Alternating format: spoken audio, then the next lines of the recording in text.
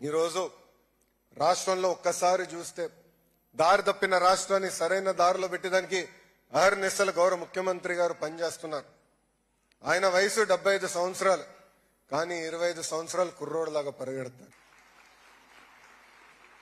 గౌరవ ముఖ్యమంత్రి గారు మొన్న కేబినెట్ మీటింగ్ తర్వాత మా అందరితో భోంచేస్తుంటే ఆయన దగ్గర నుంచి 2 కుర్చీల్లో వదిలేసి అందరం కూర్చుంటున్నాం. ఇప్పుడు మనసులో అందరం నవ్వుకున్నాం. సూర్యుడి నుంచి కరెక్ట్ డిస్టెన్స్ లో కూర్చోవాలి, దగ్గర కూర్చుంటే ఇబ్బంది, దూరం అవుతే మరీ చలిగా ఉంటుందని.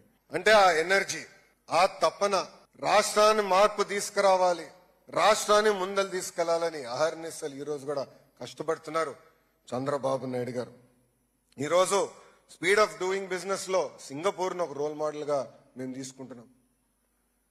ఎప్పుడు లేని విధంగా ఈ రోజు ఆంధ్ర రాష్ట్రానికి పెద్ద ఎత్తున పెట్టుబడులు వస్తున్నాయి.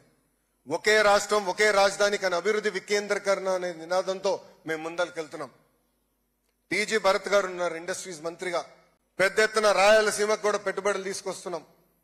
ఈ రోజు మీరు చూస్తే అనంతపూర్ కి కియా వచ్చింది, కర్నూలు అనంతపూర్ జిల్లాకి పెద్ద ఎత్తున రెన్యూబుల్ ఎనర్జీ ప్రాజెక్ట్స్ వస్తున్నాయి.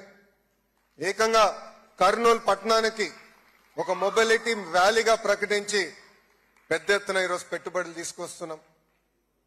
ఇంతేకాదు కడప, చిత్తూరులో ఎలక్ట్రానిక్స్ మ్యానుఫ్యాక్చరింగ్ కంపెనీ, నెల్లూరుకి ఇప్పటికే పెద్ద ఎత్తున పరిశ్రమలు వచ్చినాయి, ముందలు కూడా వస్తాయి. ప్రకాశం జిల్లాని ఏకంగా సిబిజీ హబ్ గా మేము నియమించుకున్నాం.